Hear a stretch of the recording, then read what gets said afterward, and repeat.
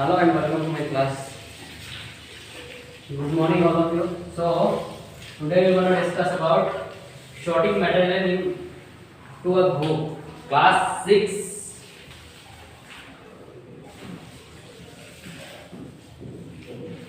ठीक है, तो sorting material into a group इस चैप्टर का जरूरत क्यों पड़ा? हमारे पास ना बंच ऑफ मटेरियल्स हैं, बंच ऑफ थिंग्स हैं। आप लोग अपने आसपास देखते होंगे बहुत सारा ऐसा मटेरियल हम लोग के आसपास पड़ा हुआ है। हर एक को अलग अलग कैटेगरी में बांटा जाता है, जैसे non living things, living things. कोई प्लास्टिक का है, कोई स्टील का है, कोई वुड का है, कोई क्लॉथ्स का है। इस तरह से इसको बांटा जाता है। तो इसीलिए हम लोग को ये चैप्टर पढ़ने का जरूरत पड़ा। ठीक है, तो इस चैप्टर में सबसे पहला टॉपिक क्या है? Grouping things on the basis of material they are made of. मतलब जो भी मटेरियल के बारे में हम लोग जानकारी ले रहे हैं या इसके बारे में हम लोग पढ़ रहे हैं, जिसको देख रहे हैं, वो मटेरियल किस चीज का बना हुआ है या फिर कैसे बना हुआ है। ठीक है, तो ये क्या होता है? सबसे पहला तो ये लिविंग थिंग्स है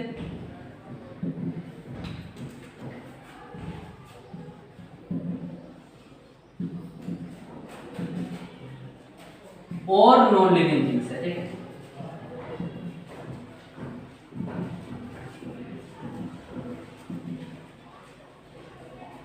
इस पे भी जैसे कि टेबल ले लो, चेयर ले लो, कुर्सी, ये सब सारा जो है नॉन लिविंग थिंग्स है। ठीक है, उसी तरह से मैन हो गया, डॉग हो गया, कैट हो गया, ये सब क्या हो जाता है?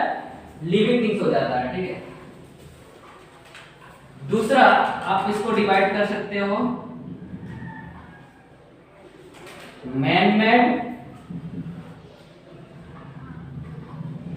And natural.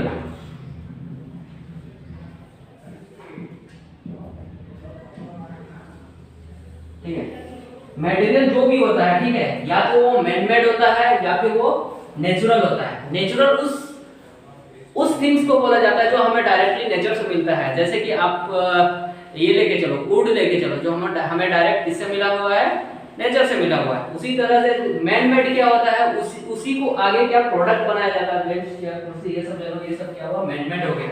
ठीक है, तो जो नेचर से मिलता है उसे हम लोग क्या बोलते हैं? Natural things. ठीक है, ये आसानी से समझ में आ जा रहा है। जो इंसानों के द्वारा बनाया जाता है उसे क्या कहा जाता है? Man made things. जो जिंदा चीज होता है वो लिविंग थिंग्स, जो जिंदा चीज नहीं होता है उसको नॉन लिविंग थिंग्स। तो इसके अंदर बस यही दो चीज डिस्कस करने के लिए है। ठीक है, हम लोग जितना भी ऑब्जेक्ट, जो भी ऑब्जेक्ट यूज करते हैं, या तो लिविंग थिंग्स होता है या नॉन लिविंग थिंग्स होता है, या तो और सेकंड कैटेगरी में वो मैन मेड होता है या फिर वो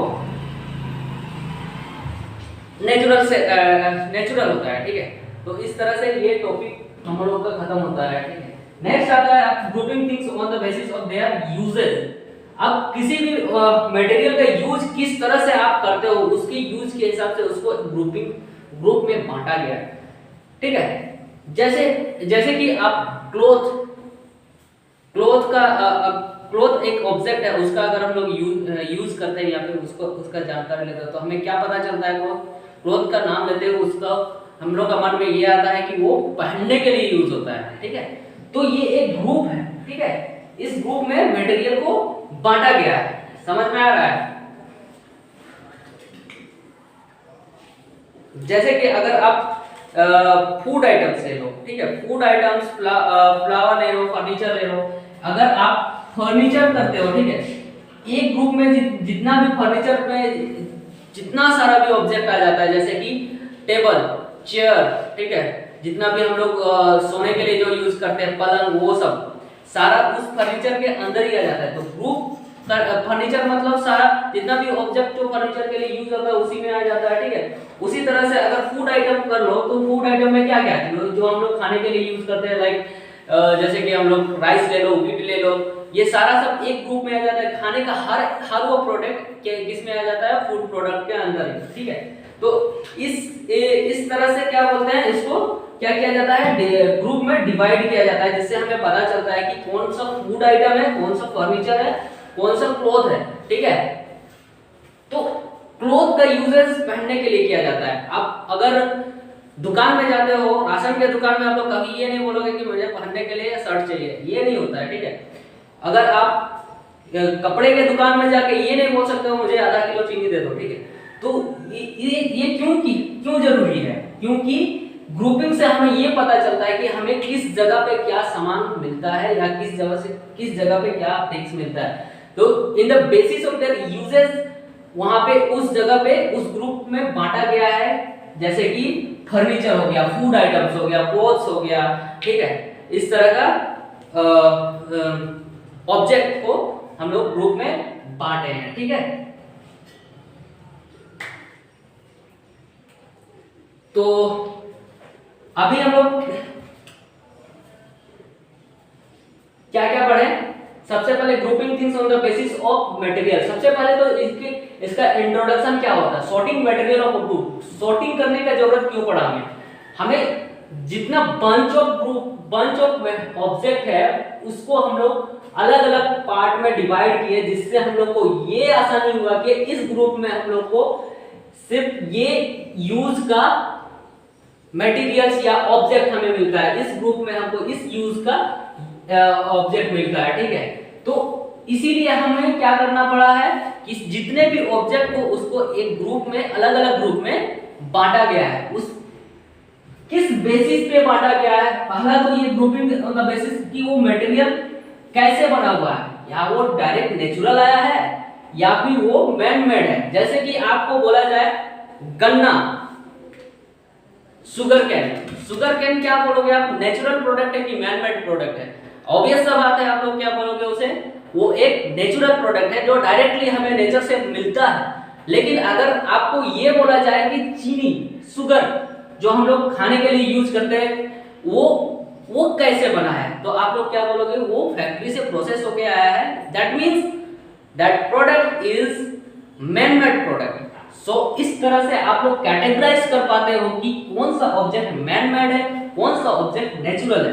अंडरस्टैंड? ठीक है, यही इसका बेनिफिशियल है। बेनिफिशियल है आपको इस अपने जिंदगी में, इसका अपने लाइफ में बहुत सारा यूज मिल जाएगा इस चैप्टर का। जैसे कि अब कोई भी प्रोडक्ट को देख के बोल सकते हो कि ये मैन मेड है, नेचुरल है, क्या है। ठीक है, नेक्स्ट पॉइंट आता है grouping things on the basis of their uses. अब उसका यूज कैसे करते हो, उस बेसिस पे हम लोग क्या किए हैं, इसको ग्रुपिंग में डिवाइड किए हैं। ठीक है, अगर फूड आइटम बोल दो तो फूड आइटम में आपका शुगर कैन भी है, शुगर भी है, लेकिन फूड आइटम अगर बोलते हैं तो वो दोनों एक ग्रुप में आ जाता है। ठीक है, इसी तरह से इसीलिए इसमें in the basis of uses हम लोग इसको क्या किए, ग्रुपिंग में डिवाइड किए। ठीक है, जैसे कि फर्नीचर हो गया, फर्नीचर में सारा फर्नीचर एक ग्रुप में आ गया। ठीक है, फर्नीचर का यूज किसके लिए किया जाता है, उसके हिसाब से इसका ग्रुपिंग हुआ। ठीक है, जैसे कि अब मान के चलो कि सपोज दैट कि एक चेयर रखा हुआ है। ठीक है, यहां पे एक शुगर कैन है। ठीक है, दोनों का जो बेसिक प्रोडक्ट है, जो वो कहां से आया, हम लोग को नेचर से ही आया। लेकिन एक क्या हुआ, मैन मेड हुआ, ये दोनों क्या हो गया, मैन मेड हो गया। ठीक है, तो शुगर कैन और ये दोनों मैन मेड है। ठीक है, लेकिन इसको हम लोग किसके लिए यूज करते हैं, खाने के लिए यूज करते हैं। ठीक है, शुगर कैन नहीं, सॉरी, शुगर। ठीक है, इसको हम लोग खाने के लिए यूज करते हैं और इससे हम लोग बैठने के लिए यूज कर सकते हैं। ठीक है, तो इस तरह से क्या हुआ, दोनों में क्या अंतर है, समझ में आ रहा है? दोनों क्या है, मैन मेड है, बट दोनों का यूजेस अलग अलग है। इसीलिए in the basis of uses हम लोग को क्या कैटेगराइज करना पड़ा थिंग्स का। ठीक है,